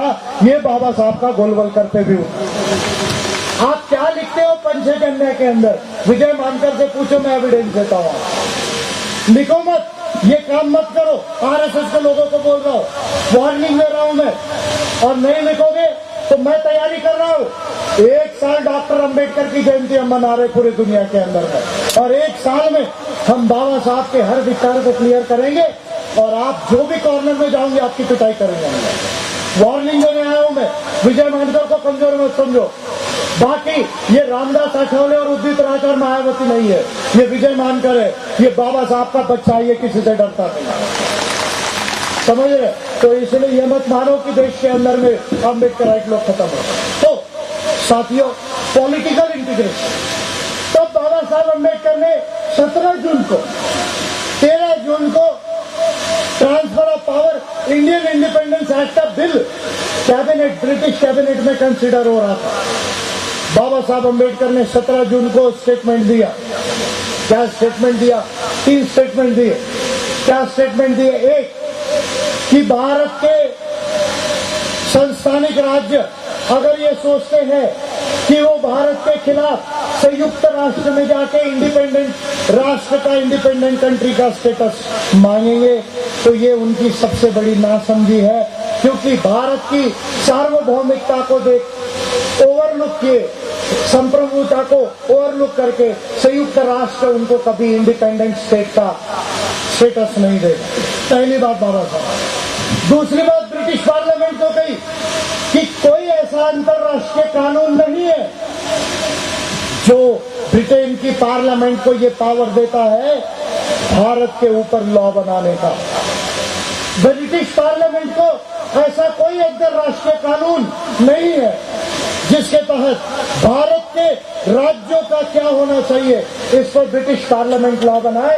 ये राइट टू सेल्फ डिटर्मिनेशन है, ये वो राज्य डिसाइड करेंगे, ब्रिटिश पार्लियामेंट डिसाइड नहीं कर सकती। ये दूसरी बात कही बाबा साहब। और तीसरी बात ये राज्यों को कहा कि आप चिंता मत करो, आप भारत के अंदर आओ, उसका संवैधानिक सेटलमेंट हम करेंगे। और ये 3 बातें कही, बाबा साहब की बात को माना, पटेल ने थोड़े प्रयास किए, 600 राज्य जो है वो भारत में एक हुए। और अगर बाबा साहब अम्बेडकर नहीं होते तो भारत एक संघ राष्ट्र नहीं होता। इस बात को हमें समझने की जरूरत है। ये पॉलिटिकल इंटीग्रेशन का पहला स्टेप। दूसरा, पॉलिटिकल इंटीग्रेशन क्या होता है? भारत के अंदर वेदों से लेकर बालमबट्टी तक, आपने नहीं पढ़ा, मैं चैलेंज से कह रहा हूं, बालमबट्टी किताब का नाम एरियल और एंटीना को नहीं मालूम। 1818 में महार लोगों ने, महार आर्मी ने जब पेशवाओं को खत्म किया और मराठाओं के बेइज्जती का जो है वो बदला लिया, वो क्या हिस्ट्री थी, क्या बेइज्जती थी, आज मैं नहीं बोलूंगा उस पर। उसके बाद फिर कोई ब्राह्मणिकल स्क्रिप्चर नहीं लिखा ब्राह्मणों ने इस देश के अंदर। बालमबट्टी is the last Brahmanical scripture of India. वेदों से लेकर बालमबट्टी तक भारत के अंदर नागरिकता नहीं थी, केवल वर्ण थे, नागरिकता नहीं थी। यानी भारत का जो लॉ था, क्या लॉ था? Smriti and Shruti. Smriti was the penal law and Shruti was the customary law. Shruti यानी सैंक्शन की, हाँ वेद कहता है, उपनिषद कहता है, सतपथ ब्राह्मण कहता है, गीता कहती है, हाँ वर्ण होना चाहिए, ये कस्टमरी लॉ है। और मनुस्मृति, यज्ञवालिका स्मृति, गौतम स्मृति, नारद स्मृति, ये पीनल लॉ। तो भारत के अंदर बुद्धिस्ट पीरियड को अगर छोड़ दिया जाए, और सम्राट अशोका से भी एक मिस्टेक हो गई कि उन्होंने मानवतावादी शासन तो किया पर मानवतावादी संविधान नहीं बनाया। ये अशोका का एक मिस्टेक हुआ, जिसके बाद अस्पृश्यताई मनुस्मृति लिखी गई। तो भारत में बुद्धिस्ट पीरियड को अगर छोड़ दो तो भारत का जो वैदिक और स्मृति लॉ है, जो श्रुति और स्मृति है, उसमें वर्ण केवल यूनिट था, इंसान यूनिट नहीं था। भारत के अंदर आदिवासी, अस्पृश्य, कल के अस्पृश्य यानी आज के दलित, और भटके विमुक्त यानी बंजारा, कैकाड़ी, गाड़ी लोहार जैसी कम्युनिटीज, ये भारत के अंदर वर्ण के बाहर थी। यानी 3600 साल तक थोड़ा बुद्धिस्ट पीरियड अगर छोड़ दिया जाए तो वर्ण के आधार पर डिसाइड किया जाता था कि उसके क्या अधिकार होंगे या उसके क्या ड्यूटीज होंगी। बाबा साहब अम्बेडकर ने जो संविधान लिखा, उस संविधान में सबसे पहली बार भारत के अंदर में नागरिकता डेवलप की, citizenship. It is very important. अगर नागरिकता नहीं है तो अधिकार नहीं है। बाबा साहब अम्बेडकर ने नागरिकता को क्रिएट किया और इंसान को संविधान का यूनिट बनाया। वर्ण को, जो वर्ण 3600 साल तक बुद्धिस्ट पीरियड को छोड़ दिया जाए तो यूनिट था, उसको समाप्त किया। ये दूसरा पॉलिटिकल इंटीग्रेशन है। तीसरा, भारत के अंदर पार्लियामेंट्री डेमोक्रेसी नहीं थी। भारत के अंदर डेमोक्रेसी की संकल्पना थी, बुद्धिस्ट रिपब्लिक्स में थी, संघ में थी, लेकिन भारत देश में संसदीय लोकतंत्र नहीं था। भारत के अंदर संविधान के आधार पर संसदीय लोकतंत्र, जिस लोकतंत्र में भारत का हर नागरिक ये डिसाइड करेगा कि किस तरह की सरकार होना चाहिए। ये पॉलिटिकल इंटीग्रेशन का तीसरा एस्पेक्ट। चौथा एस्पेक्ट कि हम राज्य कैसा बनाएंगे। पहले जो राजा होता था उसको मनुस्मृति के हिसाब से अपना रूल करना पड़ता था। बाबा साहब अम्बेडकर ने पहली बार ये वेलफेयर स्टेट बनाया कि हमारा जो राज्य है वो कल्याणकारी राज्य होगा। ये चौथा एस्पेक्ट पॉलिटिकल इंटीग्रेशन का। पांचवा एस्पेक्ट रिजर्वेशन। जो रिजर्वेशन है, जिनको हजारों साल तक वर्ण बहाय करके बाहर रखा, शूद्र बोल के गांव में रखा, लेकिन पांव के तलवे के नीचे रखा, उनको पढ़ने नहीं दिया, उनको व्यापार नहीं करने दिया, उनको हथियार नहीं उठाने दिया, उनको जज नहीं बनने दिया, कलेक्टर नहीं बनने दिया, कमिश्नर नहीं बनने दिया, प्राइम मिनिस्टर नहीं बनने दिया। ऐसे लोगों को रिजर्वेशन के माध्यम से एक पॉलिटी में बाबा साहब अम्बेडकर ने यूनाइट किया। तो बाबा साहब अम्बेडकर ने सोशल इंटीग्रेशन और पॉलिटिकल इंटीग्रेशन से भारत राष्ट्र की निर्मित की और भगवान बुद्ध के मानवतावादी धम्म को लेकर इस देश की संस्कृति मानवतावादी हो, तब प्रबुद्ध राष्ट्र हो सकता है। ये बाबा साहब अम्बेडकर की राष्ट्र की संकल्पना है। बाबा साहब अम्बेडकर की राष्ट्र की संकल्पना ये हिंदू राष्ट्र की बिल्कुल भी नहीं। अगर बाबा साहब अम्बेडकर की राष्ट्रवाद की कोई संकल्पना है तो वो प्रबुद्ध राष्ट्रवाद की है। प्रबुद्ध राष्ट्र ही बाबा साहब अम्बेडकर की संकल्पना है। इसको हमें समझने की जरूरत है। इसलिए भारत न कभी हिंदुस्तान था, न कभी हिंदुस्तान बनेगा। भारत अगर कुछ था तो प्रबुद्ध भारत था, प्रबुद्ध राष्ट्र था, और वो प्रबुद्ध राष्ट्र ही रहेगा। इस बात को हमें समझने की जरूरत है। दूसरा, पॉलिसीज की बात। पॉलिसीज के ऊपर मैंने आपको बताया कि इंडिया आज का भारत की सबसे बड़ी प्रॉब्लम क्या है। लोग डेवलपमेंट की बात करते हैं, विकास की बात करते हैं, पर I am very sorry to see कोई पॉलिटिकल पार्टी ने अभी तक भारत की डेवलपमेंट की प्रॉब्लम क्या है इसको आइडेंटिफाई नहीं किया। भारत में प्लानिंग कमीशन था, वेरी सॉरी टू से प्लानिंग कमीशन ने भी भारत की डेवलपमेंट की बेसिक प्रॉब्लम क्या है इसको आइडेंटिफाई नहीं किया। अभी नीति आयोग आया, नया नया है, मुझे नहीं लगता कि वो भी इस बात को सीरियसली करेगा। भारत की डेवलपमेंट की, विकास की क्या प्रॉब्लम है इसको समझने की जरूरत है, और इस बात को हमें अच्छे से समझने की जरूरत है, क्योंकि ये छत्तीसगढ़ में, मध्य प्रदेश में, गुजरात में, कभी कभी केरला में, कभी बंगाल में हर गवर्नमेंट के लोग कहते हैं कि हमारे राज्य में बहुत विकास हो रहा है, बहुत विकास हो रहा है, हमारी राजनीति विकास की। लेकिन विकास की प्रॉब्लम और उसकी सोल्यूशन इसको समझने की जरूरत है, जो बाबा साहब अम्बेडकर ने कहा। भारत की विकास की 4 सबसे बड़ी प्रॉब्लम है। क्या बेसिक प्रॉब्लम है? एक, caste based socio economic inequality. Bharat के अंदर जाति के आधार पर सामाजिक और आर्थिक विषमता है। ये भारत के डेवलपमेंट की सबसे बड़ी पहली प्रॉब्लम है। सेकंड प्रॉब्लम, भारत के अंदर पावर्टी है, और पावर्टी इसी जाति के वजह से निर्माण हुई है, अदरवाइज नहीं। ये भारत की डेवलपमेंट की दूसरी प्रॉब्लम है। तीसरा, भारत का इकोनॉमिक जो मॉडल है ग्रोथ का, वो इकोनॉमिक मॉडल जो है, वो इकोनॉमिक मॉडल जो भारत के 3 सेक्टर है। कौन से 3 सेक्टर है? एग्रीकल्चर, मैन्युफैक्चरिंग एंड सर्विसेज, यानी कृषि और उत्पादन और सेवाएं।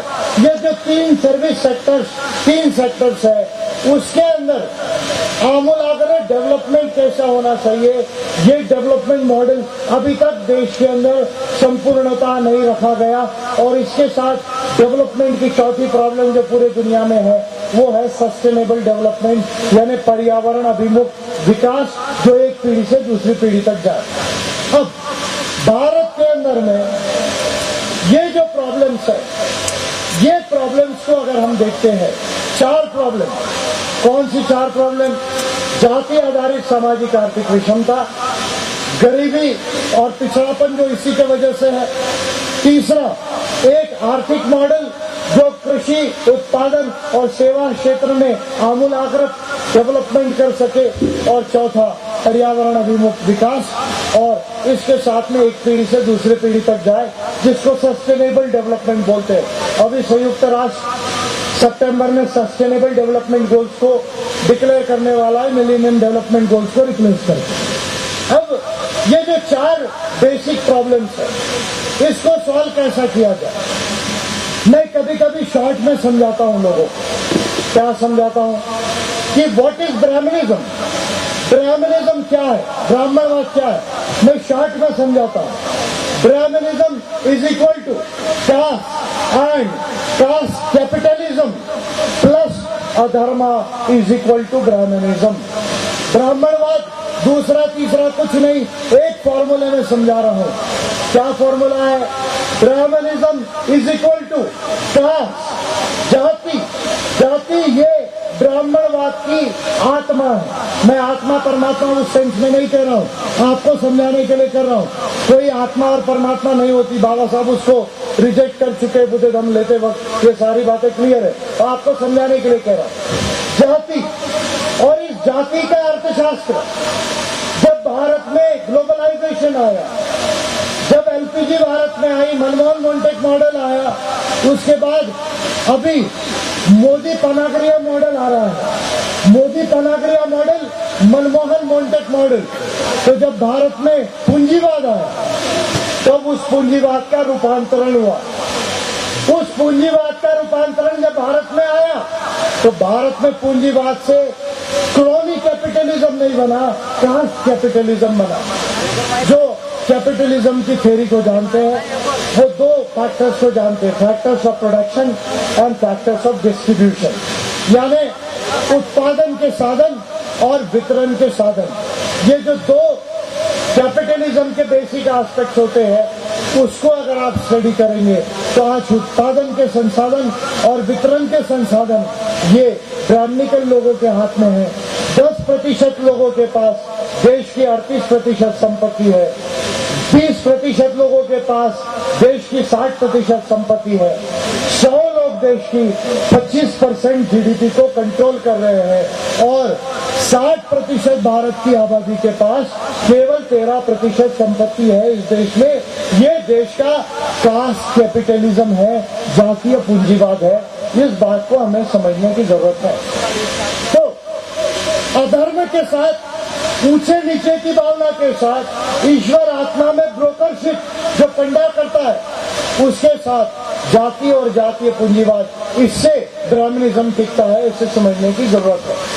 तो अब ये जो 4 प्रॉब्लम्स है इसको सॉल्व कैसा किया जाए, वेरी इंपॉर्टेंट एस्पेक्ट। इसके लिए कौन सी पॉलिसी की जरूरत है, तो आज उस पॉलिसी का मैं फॉर्मूला बताऊंगा।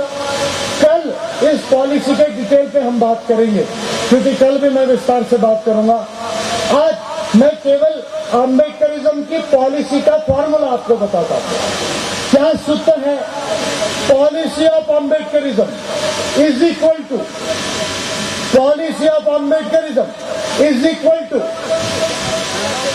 Constitutional democracy plus fundamental rights and human rights plus reservations, affirmative actions and equality opportunity measures, plus welfare state and developmental state, plus Ambedkarite economics, plus individual good, common good, public good, universal good, plus humanism is equal to policy of Ambedkarism.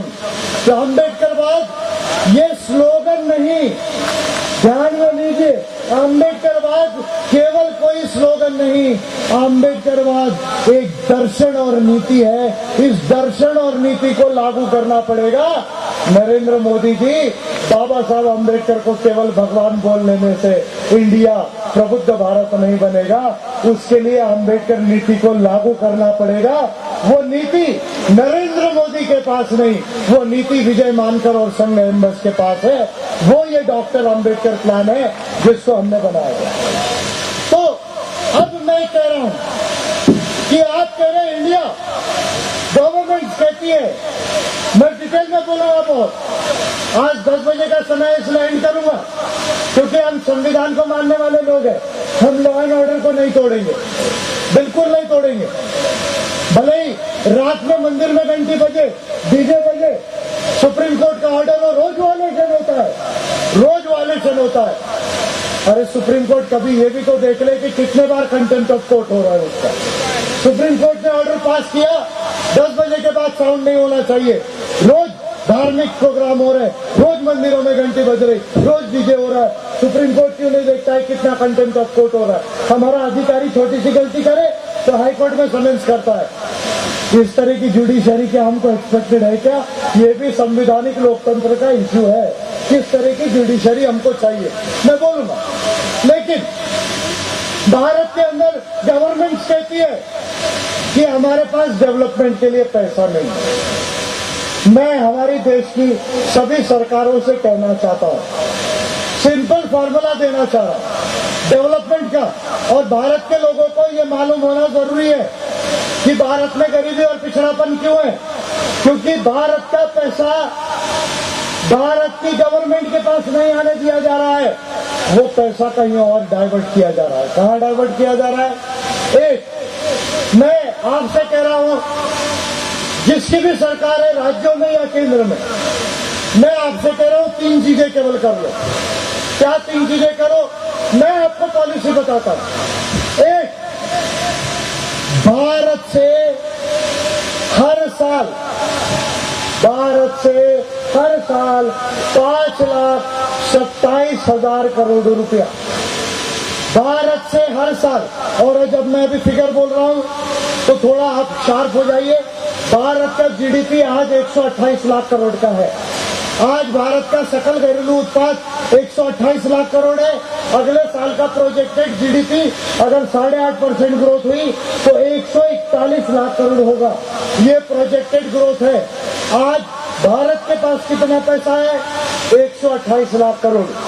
लेकिन अगर 128 लाख करोड़ का GDP है तो इसमें 5,27,000 करोड़ रुपया हर साल India से व्यापार के माध्यम से, ट्रेड के माध्यम से और करंट अकाउंट को लिबरलाइज जो किया उसके माध्यम से भारत से 5,27,000 करोड़ रुपया बाहर जा रहा है। और इस मामले में रशिया और चाइना के बाद इंडिया तीसरे नंबर पर है। ग्लोबल फाइनेंशियल इंटीग्रिटी के रिपोर्ट के हिसाब से भारत से हर साल इतना पैसा जाता है, पहली बात। दूसरी बात, भारत से हवाला अकाउंट से बाहर पैसा जाता है Bombay to Mauritius route to tax haven, उसके बाद मल्टीनेशनल जॉइंट वेंचर से वो वापस व्हाइट मनी बन के आता है। ये हवाला अकाउंट से पैसा जाता है। तीसरा, फॉरेन बैंक में ऑलरेडी पैसा है, वो तो आप लाने ही वाले थे ना। तो कितना था वो? 25,000 करोड़ है या 75,000 करोड़ है। और आपने तो बोला ही था कि हम वो पैसा लाएंगे और हर एक भारतीय के अकाउंट में उसको डालेंगे। अब वो कब डाल रहे हैं वो आप जानो। लेकिन रामदेव बाबा और मोदी की जोड़ी, ये दोनों ने बोला था कि हम आपके अकाउंट में 15 लाख करोड़ डालेंगे। पर भारत के बाहर कितना पैसा है ब्लैक मनी? उससे ज्यादा 90% भारत का ब्लैक मनी भारत में ही है। प्रोफेसर अरुण कुमार का रिपोर्ट है और ग्लोबल फाइनेंशियल इंटीग्रिटी की रिपोर्ट है 2009 की। वो ये क्लियरली कहती है कि 40 to 45% of the GDP of India is black economy. ये भारत की 40 से 45 या अभी लगभग 50% हो गई है कि भारत की 50% अर्थव्यवस्था ये काली अर्थव्यवस्था है। तो हम भारत के बाहर से बैंक का पैसा लाने की बात कर रहे हैं, लेकिन भारत में जो काली अर्थव्यवस्था है उसको हम व्हाइट करने का पॉलिसी नहीं बना रहे। इस बात को ध्यान में लीजिए। और तीसरी बात, देश के मंदिरों में 1 लाख करोड़ की चल और अचल संपत्ति है। उसका आप क्या करोगे? एरियल और एंटीना के लोगों, ये तो मुझे बताओ, कितना खा के पेटी बढ़ाओगे? अरे अगर इस देश के मंदिरों की संपत्ति का राष्ट्रीयकरण कर दिया जाए तो भारत को वर्ल्ड बैंक और IMF से लोन लेने की जरूरत नहीं, भारत खुद लोन देने वाला राष्ट्र है। तो 3 चीजें करो। मैं भारत सरकार को और आपकी एमपी गवर्नमेंट को भी कहता हूं कि भारत में 3 बातों को बंद करो। भारत का जीडीपी 128 लाख करोड़ से, मैं आपको दावे से कहता हूं कि आने वाले 10 साल के अंदर, 20 साल के अंदर ये जीडीपी 10 गुना 20 गुना भी बढ़ सकता है। ये एक इम्पोर्टेंट बात मैं बता रहा हूं, पूरी नीति नहीं बताई, लेकिन शॉर्ट में इंट्रोड्यूस करके अपनी बात को समाप्त करूंगा। Constitutional democracy. क्या कॉन्स्टिट्यूशनल डेमोक्रेसी? संविधानिक लोकतंत्र। संविधान दुनिया में हमारा महानतम है, पर उस संविधान में कुछ बातें थी जो बाबा साहब अम्बेडकर लाना चाहते थे। States and minorities. 24 मार्च 1947 को बाबा साहब अम्बेडकर ने फंडामेंटल राइट्स सब कमेटी को टेबल किया था, जिसके चेयरमैन जेपी कृपलानी थे। उसमें बाबा साहब अम्बेडकर ने बेसिक आर्ग्यूमेंट किया था क्या बेसिक आर्ग्यूमेंट था कि economic rights of the people must be fundamental rights, community rights of the people must be fundamental rights. अभी आप देखिए, अगर आपको आज यहां कोई सभा नहीं करने दे रहा तो आप हाई कोर्ट में जा सकते हो और हाई कोर्ट से ये कह सकते हो कि हमारे मानव अधिकारों का आर्टिकल 19 का वायलेशन हो रहा है, और हाई कोर्ट ऑर्डर पास कर सकता है कि नहीं, ये स्वतंत्रता का हनन है, इनका प्रोग्राम होने देना चाहिए, वो कमिश्नर को डायरेक्शन दे सकता है। लेकिन अगर आपके पास घर नहीं है, आपके पास रोजगार नहीं है, आपको खाने के लिए खाना नहीं है, आपके घर में टॉयलेट नहीं है, सीवेज नहीं है, तो आप हाई कोर्ट में, सुप्रीम कोर्ट में जाके रिट पिटीशन नहीं कर सकते कि मेरे मूलभूत अधिकार का वायलेशन हो रहा है। क्यों? क्योंकि इकोनॉमिक राइट ये भारत में फंडामेंटल राइट नहीं है। बाबा साहब अम्बेडकर का स्टेट्स एंड माइनॉरिटीज का जो बेसिक आर्ग्यूमेंट है, नरेंद्र मोदी सुनो, बाबा साहब अम्बेडकर को केवल भगवान बोलने से भारत डेवलप नहीं होगा, अम्बेडकरिज्म की नीति को लागू करना पड़ेगा। तो आर्थिक अधिकारों को मूलभूत अधिकार बनाना पड़ेगा। तो बाबा साहब अम्बेडकर ने जो बात 1947 में संविधान सभा में टेबल की, संयुक्त राष्ट्र में 1966 में जाकर उसके 2 कोवेनेंट्स को एक्सेप्ट किया। एक international covenant of economic, social and cultural rights. आज पूरे यूरोप के अंदर अगर आपको घर नहीं है, आपको नौकरी नहीं है, आपको खाना नहीं है, आप यूरोप के सेंसस को देखिए, कैसे सेंसस होते हैं, हमारे देश के सेंसस में नहीं देखा जाता। आप कितने दिन से अनएम्प्लॉयड है, क्यों अनएम्प्लॉयड है, उसके कारण क्या है, ये सेंसस में रिकॉर्ड किया जाता है। एक इक्वालिटी अपॉर्चुनिटी ऑफिस होता है जो इमीडिएटली इस बात को एड्रेस करता है, उसको नौकरी दिलाता है, उसको शेल्टर दिलाता है, उसको खाना दिलाता है। क्यों?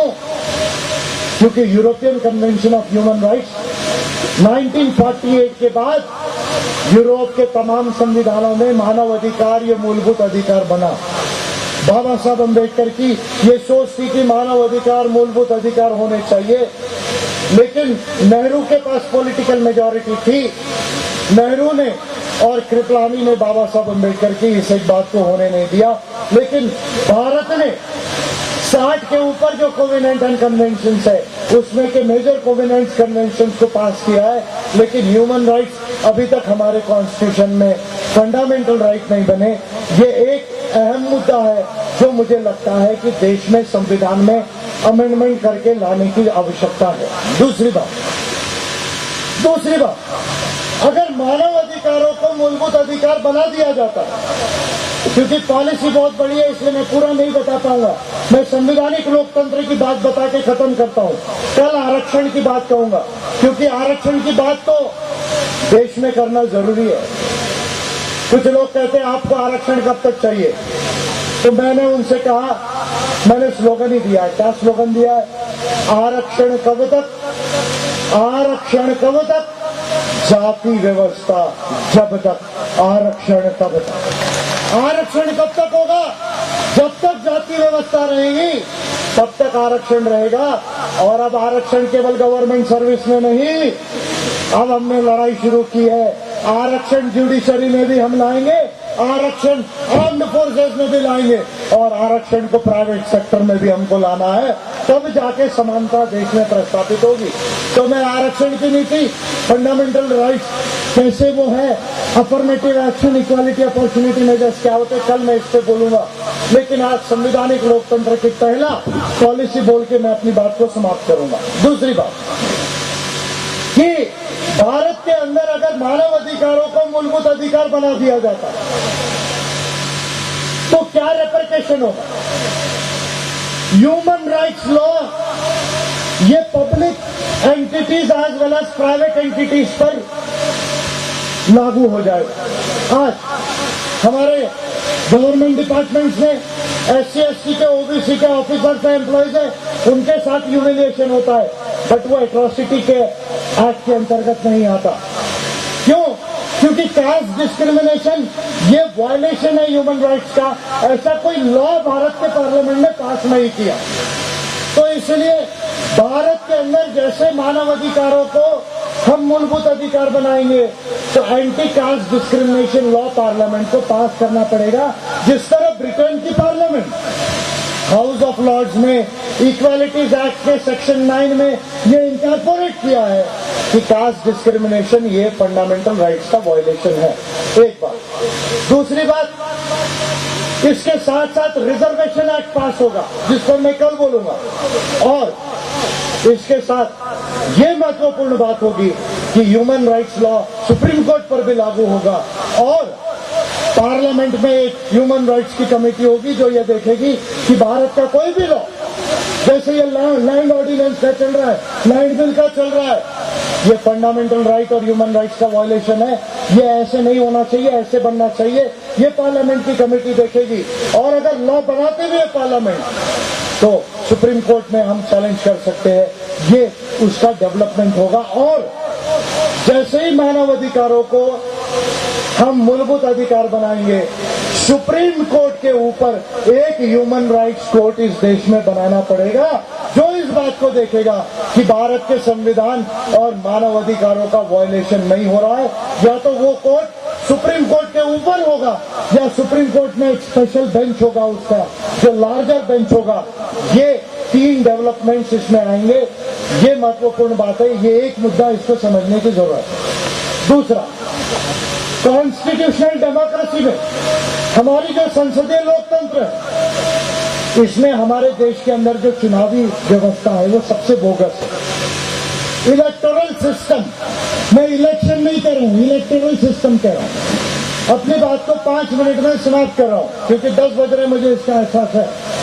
इलेक्टोरल सिस्टम हमारे देश में दुनिया में कहीं नहीं है ऐसी चुनावी व्यवस्था है, जिसको कहा जाता है first pass the post system. अभी आप मान लीजिए 10 लाख वोटरों ने वोट डाला, एक को 3 लाख मिला, दूसरे को 2,99,000 मिला, तीसरे को 2.5 लाख मिला। दूसरे नंबर पर जो एमपी जो के लिए लड़ा उसको केवल 1,000 वोट कम है। 3 लाख लोग चाहते ये एमपी बने, 2,99,000 लोग चाहते ये एमपी बने, 2.5 लाख लोग चाहते वो एमपी बने। लेकिन जिसको एक वोट भी ज्यादा मिलता है वो पार्लियामेंट में जाता है, और जिसको केवल 30% से 35% वोटिंग मिलता है वो हमारा एमपी बनता है। यानी हमारी चुनावी व्यवस्था एक ही झटके में 60 से 70% हमारे नागरिकों को अप्रातिनिधिक बनाती है। ये first pass the post system है।